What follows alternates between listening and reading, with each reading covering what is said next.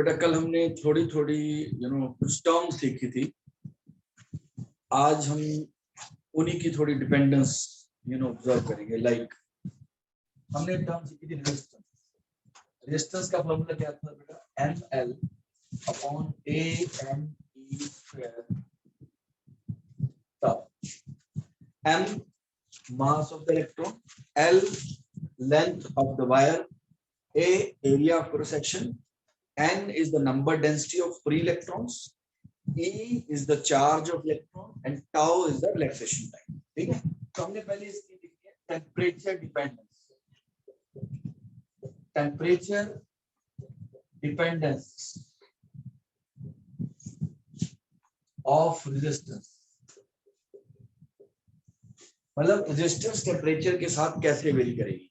अगर temperature vary हो रहा हो तो रेजिस्टेंस के ऊपर उसका क्या फर्क पड़ेगा। पहले हम देखते हैं बेटा कंडक्टर्स। देखो रेजिस्टेंस का जो फॉर्मूला है वो है ml upon ANE square tau।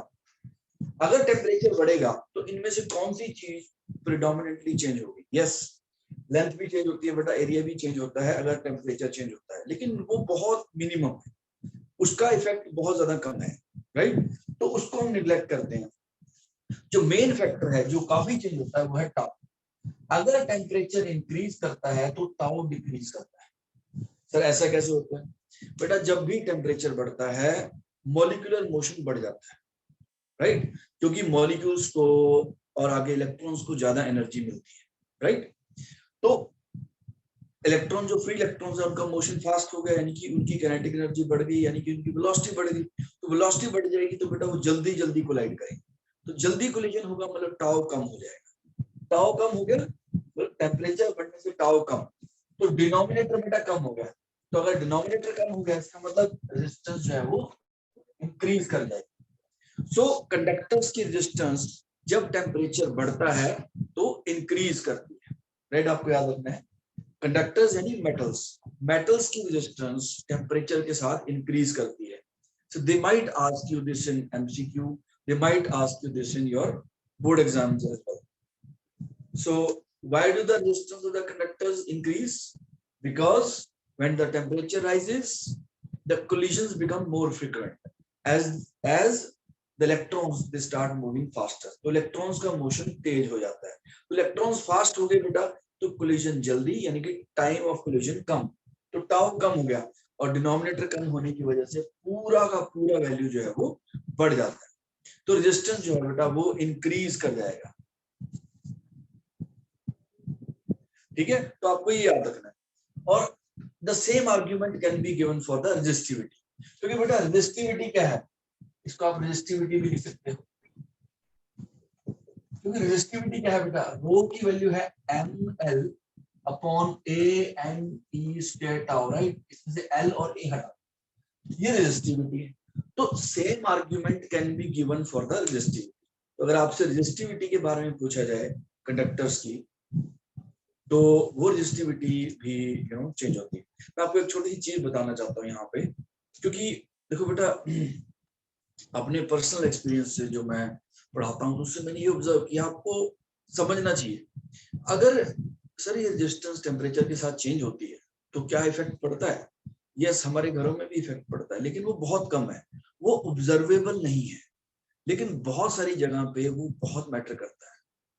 तो इसीलिए स्पेशल चीजें बनाई जाती हैं, स्पेशल मटेरियल हमने डिजाइन किया है, ऐसा मटेरियल जिसके ऊपर टेम्परेचर चेंज का फर्क ना पड़े या बहुत कम पड़े, राइट। तो उनकी रेजिस्टिविटी या रेजिस्टेंस टेम्परेचर के साथ बहुत कम चेंज होती है, उनको हम बोलते हैं अलॉयज होती हैं, वो कॉन्स्टेंटाइन और मैंगनाइन, राइट। कॉन्स्टेंटाइन एंड मैंगनाइन, आपको डिक्टेट भी करवा दूंगा, लिखवा दूंगा। तो जो मैं कह रहा हूँ कि हमारे घर में जो वायर्स होती है वो कॉपर की होती है, राइट। तो जो उनका टेम्परेचर के साथ रेजिस्टेंस काफी वेरी करता है, लेकिन हमारे घर में उतनी वेरिएशन से कोई खास फर्क नहीं पड़ता, तो इसीलिए हमें ऑब्जर्व भी नहीं होता। लेकिन बहुत सारी जगह है जहां पर हमें एग्जैक्ट रेजिस्टेंस चाहिए, राइट।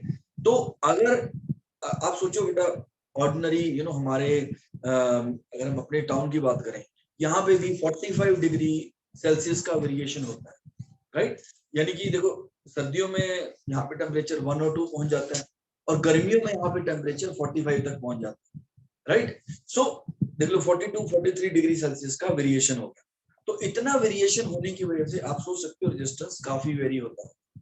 तो जो मैं कहने की कोशिश कर रहा हूँ कि यस, मतलब हम एक कॉमन मैन को उसका फर्क नहीं पड़ता, लेकिन बहुत सारी डिवाइसेस जो टेम्परेचर सेंसिटिव होती हैं, तो वहां पे हमें कुछ ऐसा मटेरियल डिजाइन करना पड़ता है। As I told you, 2 alloys, constantan and manganin, right, उनकी रेजिस्टेंस टेम्परेचर के साथ बहुत कम वेरी करती है, ठीक है। तो as I told you, common man को इससे कोई लेना देना नहीं है। हमारे घर में भी फर्क पड़ता है, लेकिन उससे हमारे फैन की स्पीड नहीं चेंज होती, या अगर चेंज होती भी होगी तो वो ऑब्जर्वेबल चेंज नहीं है to the naked eye. Without instrument आप उसको डिटेक्ट नहीं कर सकते, ठीक है। और हमने जो बेटा डिटेक्टेबल नहीं है उसी को डिटेक्ट करने के लिए आप ये साइंस पढ़ रहे हो। 11th और 12th की साइंस उसी के लिए है कि आपका एटीट्यूड वैसा बने, आपका ऑब्जर्वेशन स्किल वैसा बने। ओके, तो कंडक्टर्स की रेजिस्टेंस, सर टेम्परेचर बढ़ेगा, टाउ कम होगा तो रेजिस्टेंस इंक्रीज हो जाएगी। अब हम चलते हैं सेमीकंडक्टर्स। सेमीकंडक्टर्स और इंसुलेटर्स। सर इसमें क्या होता है? अब इसमें थोड़ा सा चेंज है। सर फॉर्मूला तो सेम है तो सेम रिजल्ट आना चाहिए, yes, it appears like that.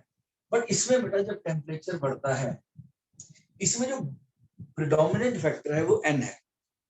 n factor, you tau, of course इसमें भी ये फैक्ट आ रहा है, लेकिन एक n है फैक्टर। n क्या है? Number density of free electrons, यानी कि कितने इलेक्ट्रॉन्स फ्री है। तो जब टेम्परेचर बढ़ता है, सेमीकंडक्टर्स और इंसुलेटर के अंदर बॉन्ड्स जो होते हैं वो ब्रेक कर जाते हैं। सेमीकंडक्टर्स तो हमें काफी डिटेल में पढ़ना है। तो सेमीकंडक्टर्स में बेटा कोवेलेंट बॉन्ड्स होते हैं, तो टेम्परेचर बढ़ने से वो बॉन्ड ब्रेक कर जाते हैं। तो जब बॉन्ड ब्रेक करेंगे क्या होगा? It will release electrons. तो इलेक्ट्रॉन जो ये n है, n बढ़ जाएगा। तो जब t बढ़ता है तो n इंक्रीज कर जाता है। सर टाउ, यस, लेकिन इसका इफेक्ट नेग्लिजिबल है एज कंपेयर टू n। तो n is the bigger factor. Sir इसका फॉर्मूला, यस, अगर किसी ने सॉलिड स्टेट फिजिक्स पढ़नी है उसको इसके डिटेल्ड एनालिसिस हो, बट हमें सिर्फ इतना याद रखना है, अगर सेमीकंडक्टर या इंसुलेटर की बात करें, when the temperature goes up, n goes up, so n goes up means resistance or resistivity will go down. तो रेजिस्टेंस, जो सेमीकंडक्टर्स और इंसुलेटर होते हैं उनकी रेजिस्टेंस टेम्परेचर बढ़ाने पर कम हो जाती है। तो आप इसको नोट कर लो प्लीज, और इसका रीजन मैंने आपको बता दिया, बिकॉज n इंक्रीजेस। इस पे बेटा क्वेश्चन डेफिनेटली बनता है, you have to remember this. Note कर लो बेटा इसको प्लीज।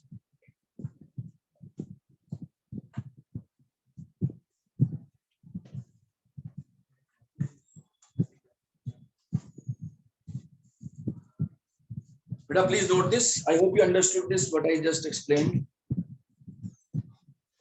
बेटा शुभव्या क्लियर है? Harshita? Yes, sir. Yes, sir. अगम बेटा, Arnav, Aryan, Gurkirat, Kunal? Yes, sir. Yes, sir. Yes, sir.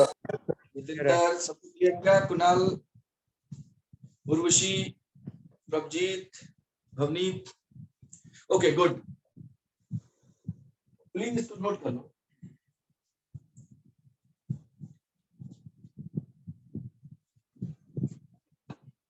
और आपको 3 ग्राफ भी याद रखने हैं, इसमें इसका थ्योरी का क्वेश्चन बनता है। 3 ग्राफ में ड्रॉ कर रहा हूं।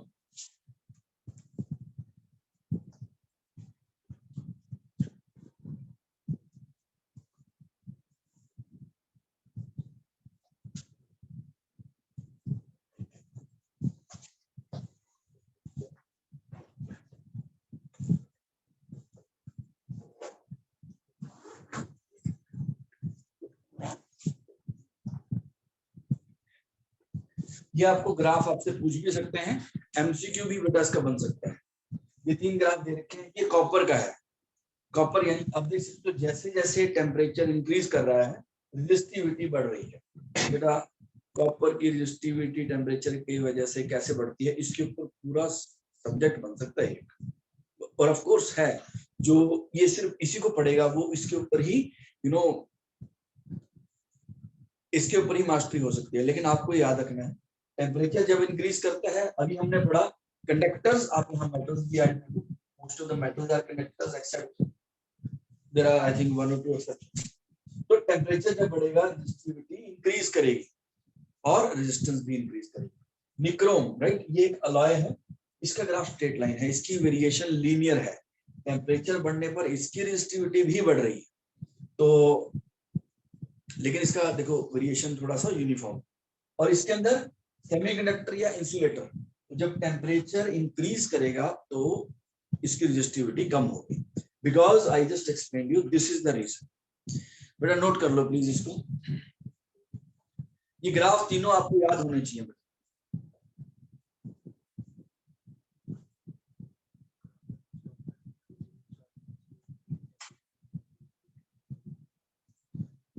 नहीं, this is not absolute zero temperature, ये 0 डिग्री सेल्सियस है, इसके पहले भी होगा, ये एब्सोल्यूट जीरो नहीं।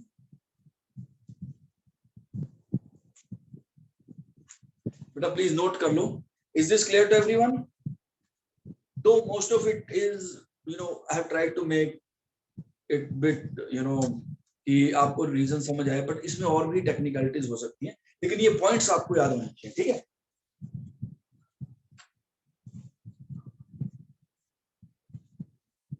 ओके बेटा, कर दो इरेज, हो गया नोट? मुकुट बेटा क्लियर है? Yes, sir. Okay, good. Let us move to the next.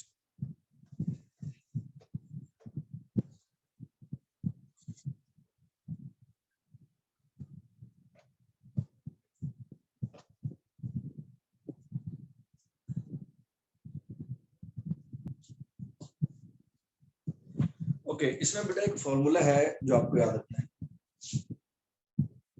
Temperature coefficient of resistance. इसका फॉर्मूला होता है बेटा बड़ा सिंपल सा है, R T2 equals to RT1 into 1 plus alpha T2 minus T। ये फॉर्मूला आपको याद रखना है। RT1 क्या होता है? Resistance at temperature T1। RT2 क्या है? Resistance at temperature T2। and alpha is temperature coefficient of resistance, and इसका ऐसा यूनिट क्या हो जाएगा? Kelvin inverse. देखो 1 plus alpha into delta T, delta T हो गया ना बेटा चेंज इन टेम्परेचर, तो 1 प्लस 1 में ये ऐड हो रहा है, डायमेंशन थोड़ा सा अगर आपको याद हो तो 1 एक नंबर है, तो जो इसमें ऐड हो रहा है वो भी डायमेंशनलेस होना चाहिए। तो ये डायमेंशनलेस है, तो ये डायमेंशनलेस है, तो ये पूरा डायमेंशनलेस होता है, तो यानी कि अल्फा इनटू टी डायमेंशनलेस, तो अल्फा के यूनिट क्या आ जाएंगे? टी इनवर्स, यानी कि kelvin inverse, right? Please note this down.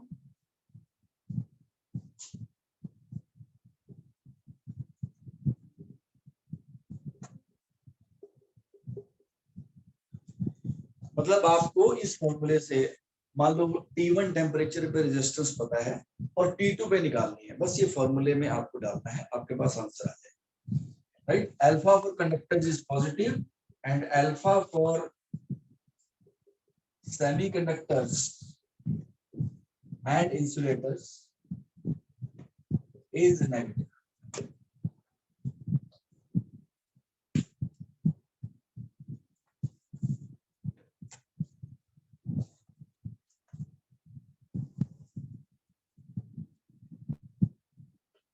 Direct formula का क्वेश्चन आता है बेटा, सिर्फ डायरेक्ट एप्लीकेशन करनी होती है, मैं इसकी क्वेश्चन भी कराऊंगा, पर आज हम थोड़ा थ्योरी वाले पार्ट पहले खत्म करते हैं। डायरेक्ट फॉर्मूले में वैल्यूज पुट करनी है बेटा, और very high probability of this being asked in your board as well as your competitive exam. बेटा is this clear? The formula is clear to everyone? Yes, sir. Okay, please write it down.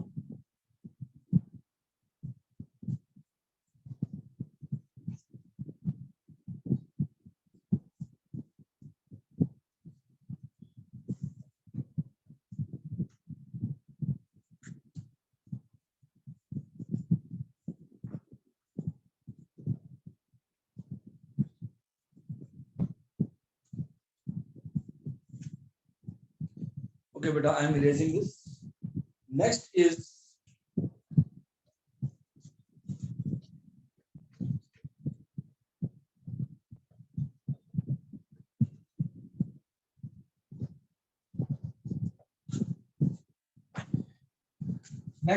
limitation of Ohm's law.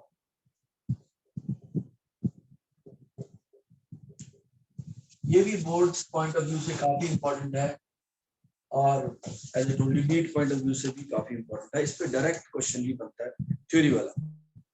Limitation of Ohm's law, as a told you Ohm's law का मतलब क्या है? V is directly proportional to I, यानी कि जैसे जैसे voltage बढ़ाओगे current उसी प्रोपोर्शन में बढ़ना चाहिए। मतलब वोल्टेज डबल तो करंट डबल, वोल्टेज ट्रिपल तो करंट ट्रिपल, वोल्टेज 4 टाइम्स तो करंट 4 टाइम्स। लेकिन ऐसा जनरली नहीं होता, राइट। बहुत सारी चीजें हैं जो इसको बिल्कुल भी फॉलो नहीं करती। एग्जैक्ट तो कोई भी फॉलो नहीं करता, बट यस मोर और लेस इस रिलेशन को सेटिस्फाई कर लेते हैं, मोर और लेस, राइट। लेकिन कई चीजें हैं जो बिल्कुल भी इसको फॉलो नहीं करती। जैसे कई बार जो ग्राफ है, ये आना चाहिए बेटा ग्राफ बी और आई का, लेकिन ग्राफ जो होता है वो स्ट्रेट लाइन से थोड़ा डिविएट कर जाता है।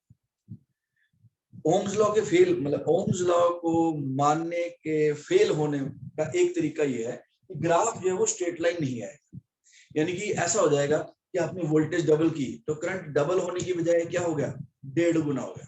बढ़ तो गया लेकिन 1.5 टाइम्स हो गया या 1.7 टाइम्स हो गया। तो जब आप उसको प्लॉट करोगे तो वो स्ट्रेट लाइन नहीं आएगा। दूसरा तरीका होता है बेटा कि ध्यान से देखना, कुछ चीजें इस दुनिया में ऐसी हैं, राइट, आपका सिलेबस में वो टॉपिक भी है, कुछ दुनिया में ऐसी है बेटा उनका ये मैटर करता है। यानी कि उसके अंदर बैटरी कैसे कनेक्ट की गई है, लेफ्ट राइट होता है। तो यानी कि बैटरी को अगर मान लो इसको ऐसे कनेक्ट किया मैंने बैटरी के साथ तो कुछ और रिजल्ट आएगा, और अगर ऐसे कनेक्ट कर दूंगा तो कुछ और रिजल्ट आएगा, राइट। आप तो अदरवाइज तो पॉजिटिव नेगेटिव नहीं होता ना, आप दोनों, आप कोई भी चीज डिवाइस को जब प्लग इन करते हो तो डू यू सी कि पॉजिटिव कौन सा है negative, just connected like this, because most of the things don't matter, you know this positive negative doesn't matter. लेकिन कुछ चीजें ऐसी हैं जहां पर ये चीज मैटर करती है। तो ये है, आपको याद रखना, डायोड, यानी कि इसका नाम है बेटा डायोड। ये क्या होता है, ये क्या है, इसमें पूरा चैप्टर है 9 मार्क्स का आपके सिलेबस में। तो आप सोच सकते हो ये हम बहुत डिटेल में पढ़ने वाले हैं। पर अभी आपको इस चैप्टर में 1 मार्क का क्वेश्चन बन सकता है, you know write down device, write down an object which does not follow Ohm's law। तो आपको सिर्फ डायोड याद रखना है, ठीक है। ये ऑब्जेक्ट है बेटा, ये एक ऑब्जेक्ट है जो कि Ohm's law को फॉलो नहीं करता, राइट। इसमें पॉजिटिव नेगेटिव मैटर करता है, यानी कि 2 वोल्ट पॉजिटिव है या 2 वोल्ट नेगेटिव है, ये मैटर करता है, यानी डायरेक्शन ऑफ वोल्टेज मैटर करती है, ठीक है। ओके, तीसरा एक और चीज है जो इस Ohm's law को फॉलो नहीं करती, ये है बेटा gallium arsenide.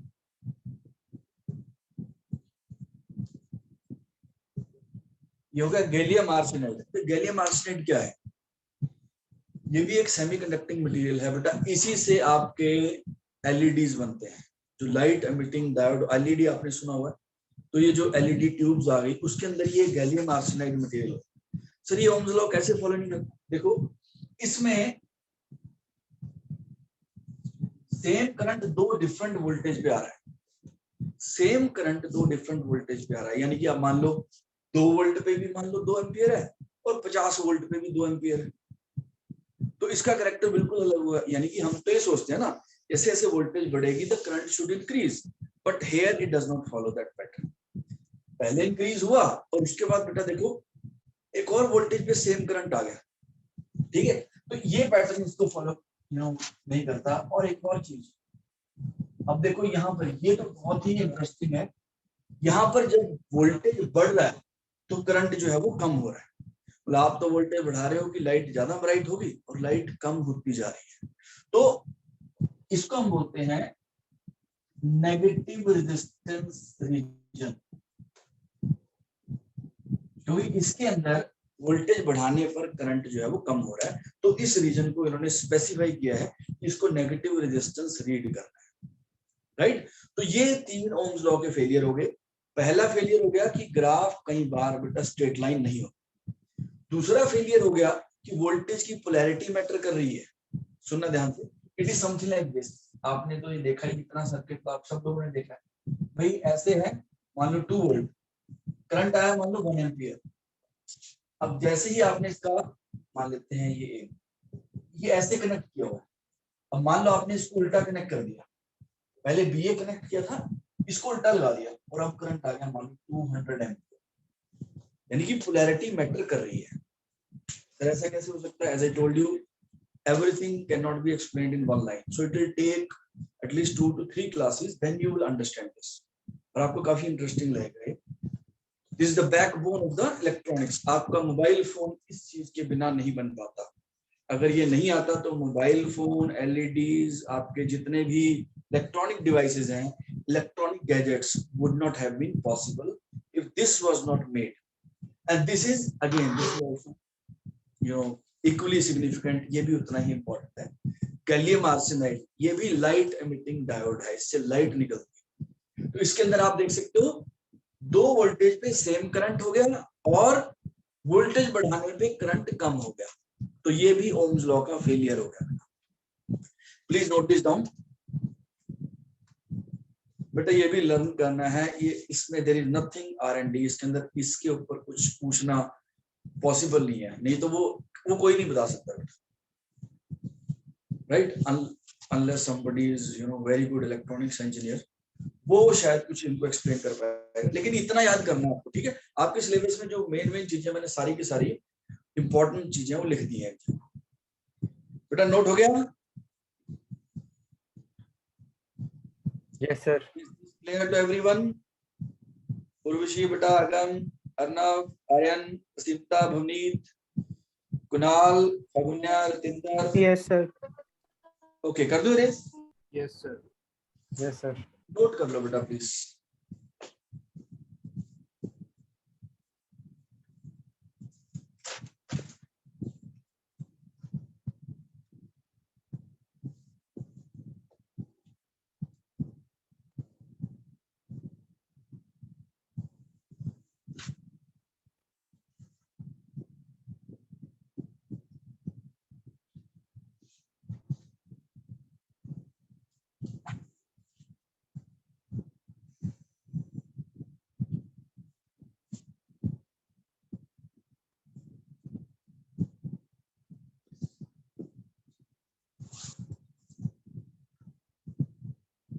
Okay, beta. So I'm erasing this.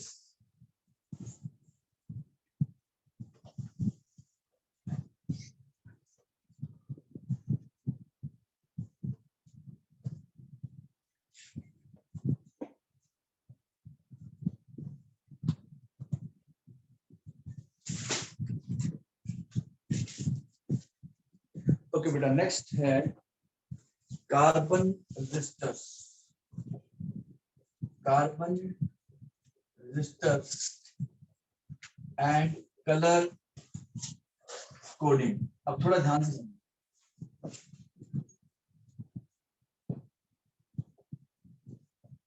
बहुत सारे बच्चे पूछते हैं सर रेजिस्टर और रेजिस्टेंस में क्या डिफरेंस होता है?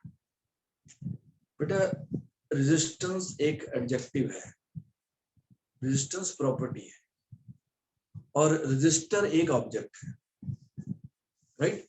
हम वैसे बोलते हैं ना कि हमने एक 2 ओम की रेजिस्टेंस लगा दी 10 वोल्ट की बैटरी के साथ, राइट। यहाँ पर हम बोल देते हैं, ऐसा मैं भी बोल देता हूँ, ये रेजिस्टर होता है, मतलब ये ऑब्जेक्ट है, इस ऑब्जेक्ट की रेजिस्टेंस जो है वो 2 ओम है, राइट। तो कंफ्यूज नहीं होना बेटा, ये छोटी छोटी चीजें, बिलीव मी, यही चीजें सबसे ज्यादा कंफ्यूज करती है आपको। अगर एक एक चीज आप साफ करके चलोगे ना, एक एक चीज अंडरस्टैंड करते चलोगे, तो आपको बिल्कुल कहीं डाउट नहीं आएगी, राइट। तो रेजिस्टर एक ऑब्जेक्ट होता है एंड रेजिस्टेंस उस ऑब्जेक्ट की रेजिस्टेंस होती है। तो आप मेरे को भी रेजिस्टर मान सकते हो और मेरी कुछ रेजिस्टेंस होगी, राइट, वो मेजर की जा सकती है, राइट। क्या करना है, मेरे हाथ में और एक पैर में बैटरी लगा दो और करंट मेजर कर लो कितना है, उस वोल्टेज को रेजिस्टेंस आई से डिवाइड कर दो, ठीक है। तो बेटा रेजिस्टर जो होते हैं हर इलेक्ट्रॉनिक डिवाइस में, हर इलेक्ट्रिकल डिवाइस में यूज होते हैं। आपके फैन में रेजिस्टर लगे हुए हैं, उनकी कुछ रेजिस्टेंस होगी, ठीक है। तो आपको समझना है, अगर मैं रेजिस्टेंस यूज करूं, मतलब रजिस्टर की रेजिस्टेंस की मैं बात कर रहा हूं, तो हर डिवाइस के अंदर रजिस्टर और रेजिस्टेंस लगे होते हैं। अब वो कितने ओम का रजिस्टर है, राइट, तो उन्होंने सोचा इंजीनियर्स ने कि इसके ऊपर अगर मैं लिखूंगा 200 ओम, 234 ओम, तो बहुत ज्यादा इनकन्वीनियंट हो जाएगा, इसलिए कोडिंग कर दी उन्होंने। कोडिंग क्या होती है आपको बताता हूँ। रजिस्टर होता है, आप कभी कोई इलेक्ट्रॉनिक डिवाइस खोल के देखना या कोई भी चीज, उसके अंदर एक सिलेंड्रिकल शेप का होगा, राइट, इस सिलेंड्रिकल शेप का रजिस्टर होगा, राइट।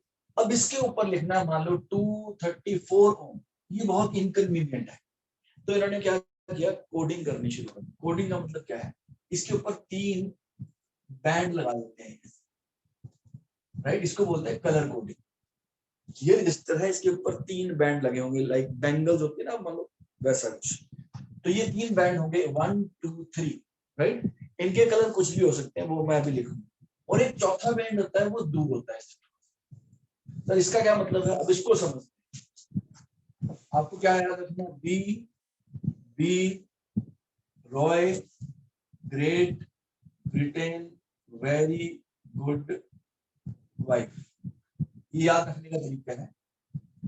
सबसे पहले कलर होगा ब्लैक, दूसरा brown, third red, orange, yellow, green, blue, violet, grey and white, right. इसके आगे नंबर 0 1 2 3 4 5 6 7 8 एंड 9। ध्यान से समझना बेटा, बहुत इंपॉर्टेंट है। इसके ऊपर क्वेश्चन आया था जेई में भी और नीट में। बिल्कुल सिंपल है, एज आई टोल्ड यू बेटा, जेई पूरा इंडिया देता है।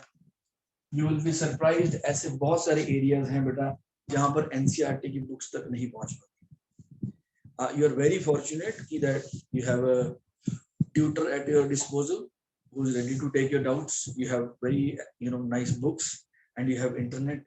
But India में बहुत सारे remote areas हैं जहाँ पर NCERT की books भी उनको पुरानी मिलती हैं, नहीं मिल पाती, तो उनके लिए भी थोड़ा सा बनाना होता है। तो ये सिंपल क्वेश्चन भी उसमें रखे जाते हैं। तो बेटा याद रखना, बी रॉय, कोई इसको वैसे याद रख सकता है, इट इज योर चॉइस।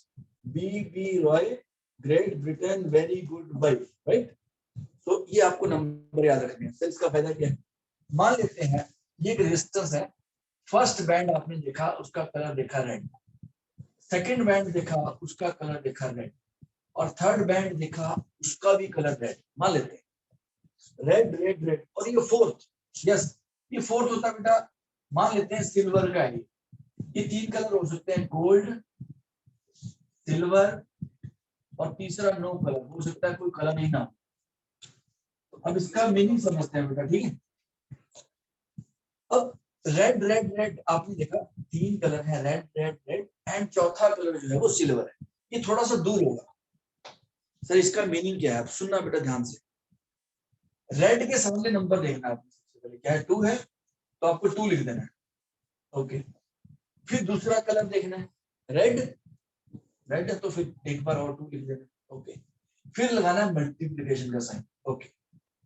उसके बाद थर्ड क्या है, रेड, अब लिखना 10 टू द पावर, अब ये आ गया बेटा 2, राइट। यानी कि इस रेजिस्टर की रेजिस्टेंस कितनी होगी, 2200 ओम। ये जो आपने इसको कोड, इसकी कोडिंग की ना आपने, इसको डिकोड कर लिया। पहला रेड कलर क्या देगा आपको, first number. Second red colour क्या देगा, सेकंड नंबर। और थर्ड कलर क्या देगा, मल्टीप्लायर, तो 10 टू द पावर 2। तो इतनी ओम इसकी रेजिस्टेंस हो। सर ये तीसरा कलर, चौथा कलर ये क्या कर रहा है, ये बताता है बेटा टॉलरेंस, यानी कितना इसमें प्लस माइनस है। गोल्ड का होता है बेटा 5%, सिल्वर का होता है 10%, और इसका होता है 20%। तो आप लिख दोगे प्लस 10%, मतलब इतना एरर है। गोल्ड, हाँ प्लस माइनस है, तो प्लस माइनस 10% ये हो सकता है, वेरिएशन इसमें आ सकती है। गोल्ड मतलब बेस्ट मटेरियल से आपने बनाया है, उसकी रेजिस्टेंस ज्यादा एक्यूरेट है। Is this clear to everyone? बेटा नोट कर लो इसको प्लीज। और सर कार्बन रजिस्टर इसको क्यों बोलते हैं? क्योंकि ये कार्बन के बने होते हैं, राइट। अब आप ये सोच सकते हो सर कार्बन के ही क्यों बनाए जाते हैं, आप पढ़ सकते हो, राइट। मुझे भी बताना आप सोच। बट ये तो कलर है, तो पेंट लगा हुआ। जो रजिस्टर अंदर है वो कार्बन का बनाया गया है। नहीं बेटा नहीं, मुझे इसके बारे में नहीं पता, ये आपके लिए नॉलेज है, आप इसको प्लीज चेक करो। Let me stick to physics, ये तो एक जनरल नॉलेज हो गया, मुझे इसके बारे में नहीं। आप प्लीज चेक करो, why not, if you want to follow this. ये कार्बन का बनाया गया है रजिस्टर। अब तो आपके पास इंटरनेट है बेटा, बिल्कुल आराम से 1 सेकंड लगता है, आप सर्च कर सकते। बेटा नोट कर लो, आपको ये याद रखना है और इसको इग्नोर नहीं करना है बेटा। ये 2 नंबर का न्यूमेरिकल भी आ सकता है और नीट में तो ये आया हुआ है बहुत बार, ठीक है। तो इसको इग्नोर नहीं करना कि ये तो कर ही लेंगे, नहीं बेटा 4-5 क्वेश्चन इसके करने हैं।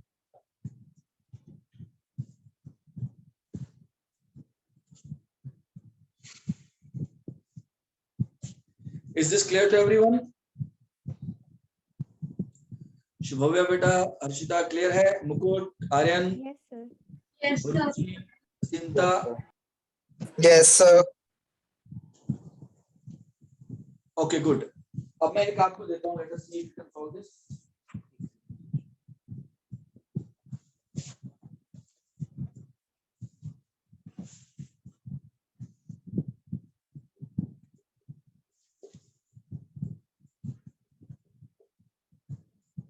कोशिश करो, बोलना नहीं है, आप आंसर निकालो, फिर मैं बताऊंगा आपको।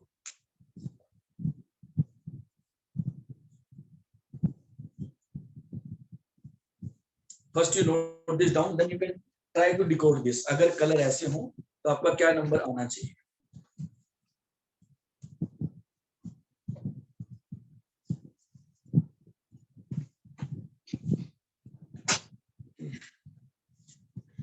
बेटा नोट हो गया सबका? Kunal, is this clear? Okay, सबसे पहले है येलो, तो येलो बेटा 4, ओके। वायलेट, वायलेट कहाँ है? ये 47 into 10 to the power brown यानी कि 1, ओके। एंड गोल्ड मतलब plus minus 5%।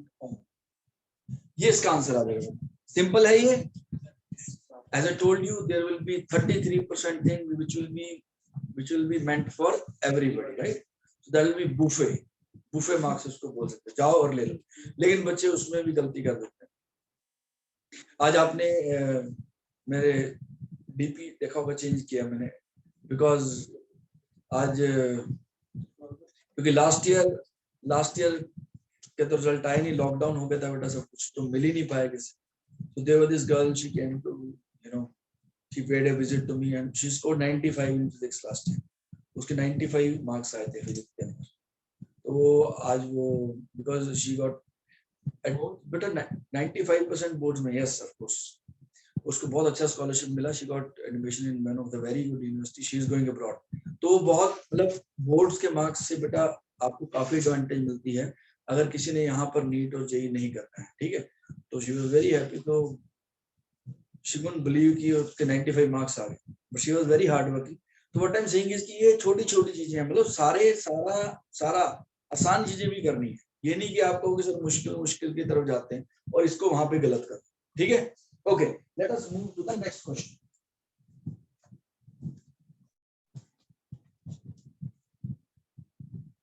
Carbon register and colour coding, I hope you understood this. इसका क्वेश्चन तो आपको ठीक करना ही करना है।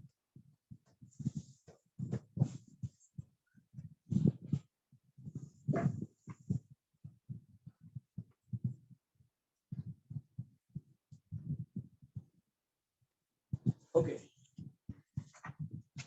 let us write down a question.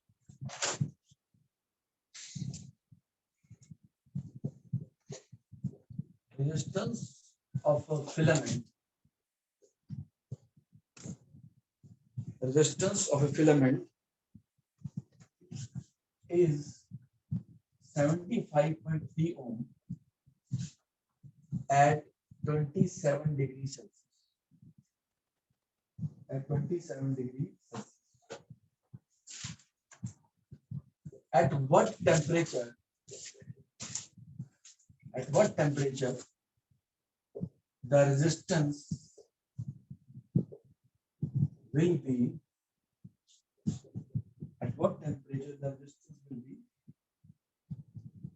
85.8 ohm.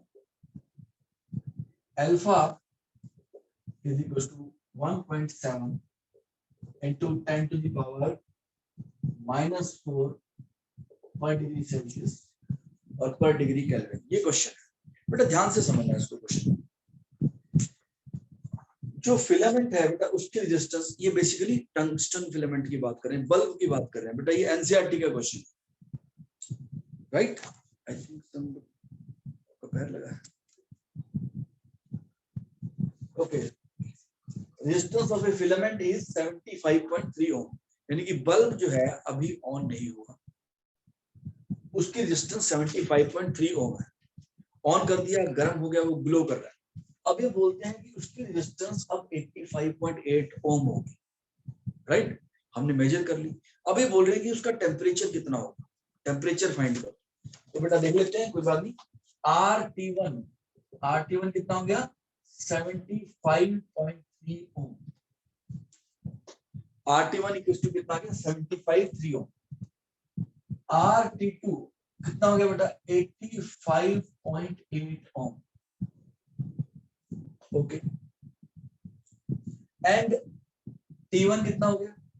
27 degree Celsius. And T2 कितना हो गया सर? वो ही फाइंड करना है। ओके, T2 क्वेश्चन था। एंड अल्फा आपको दे रखा है 1.7 into 10 to the power -4 पर डिग्री सेल्सियस। अब ध्यान से समझना बेटा, इससे कितना बड़ा रिजल्ट आता है, you will be surprised.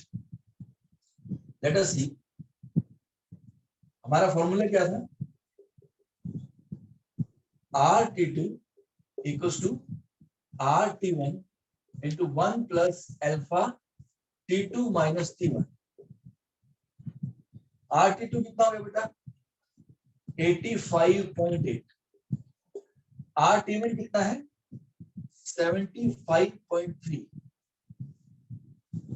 1 plus alpha कितना है? 1.7 into 10 to the power -4। T2 minus T1, T2 minus 27,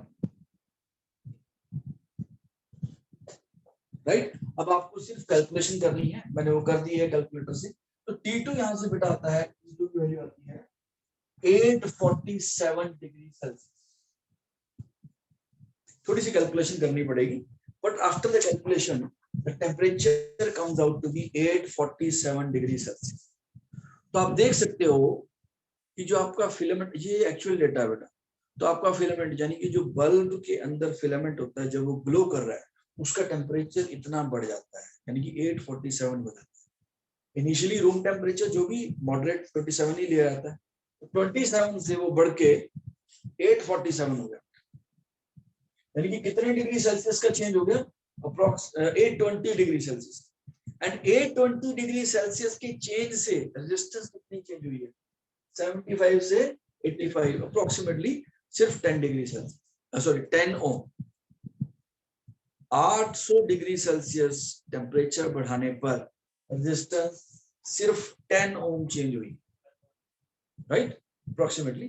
तो आप देखो कि हम कोई सोचेंगे टेम्परेचर डबल कर दिया जी क्या होगा? रेजिस्टेंस डबल हो जाएगी, लेकिन ऐसा नहीं होता बेटा। यही चीजें हैं, ये आप अगर कैलकुलेशन थोड़ा सोचोगे तो ही आप इनको इंटरप्रेट कर पाओगे। Please note this down.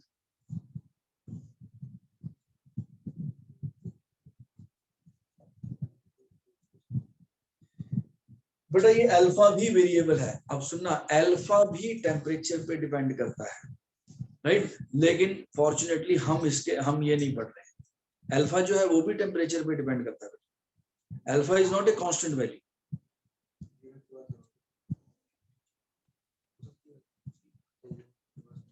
No no, वो सेम ही बात। बेटा please note this down. Urvashi बेटा आगम क्लियर है? Arnav, Aryan, Asimta, Bhavni, yes sir. Harshita, Kunal, Mukul, Yes, sir. Yes sir. Agunya, बेटा शुभव्या, रितिंदर, क्लियर है? सर नोट कर लो बेटा इसको please. Sir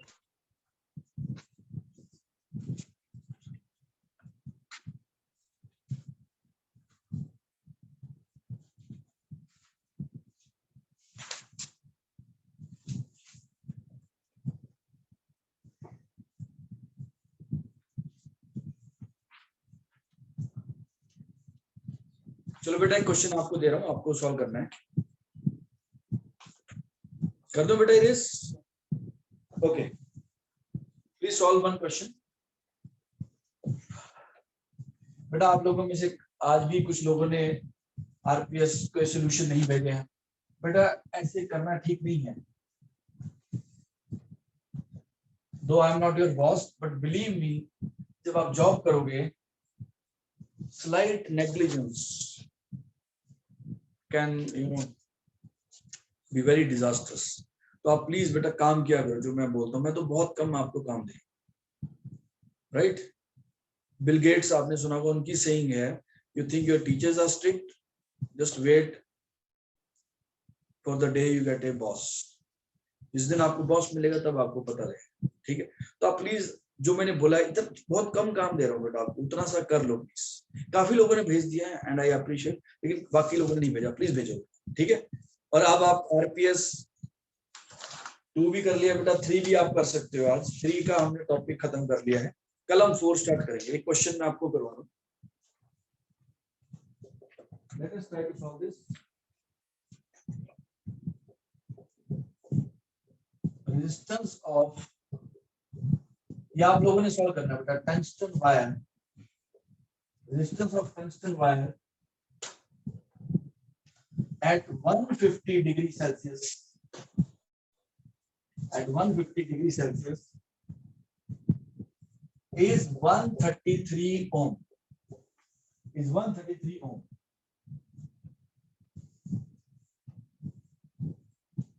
If alpha is equals to 0.0045 Celsius inverse, then the resistance of the wire at 500 degrees Celsius will be, ठीक है बेटा, 150 डिग्री सेल्सियस पे आपको रेजिस्टेंस बताई है 133, आपको अल्फा भी दे दिया, अब ये 500 डिग्री सेल्सियस पे पूछ रहे हैं। Please try to calculate this.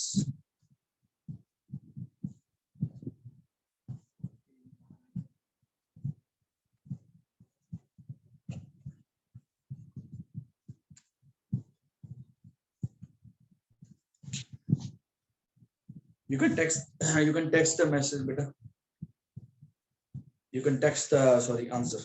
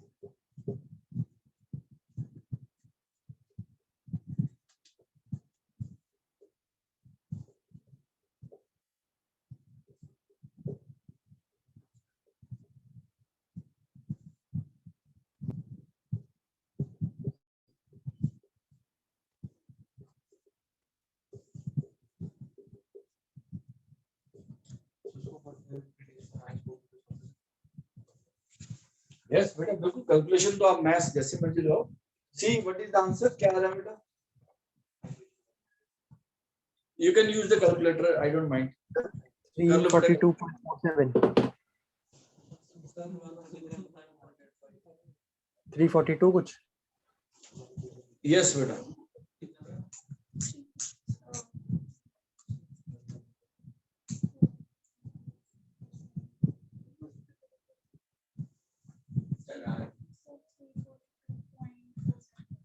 yes 342 is the answer, right?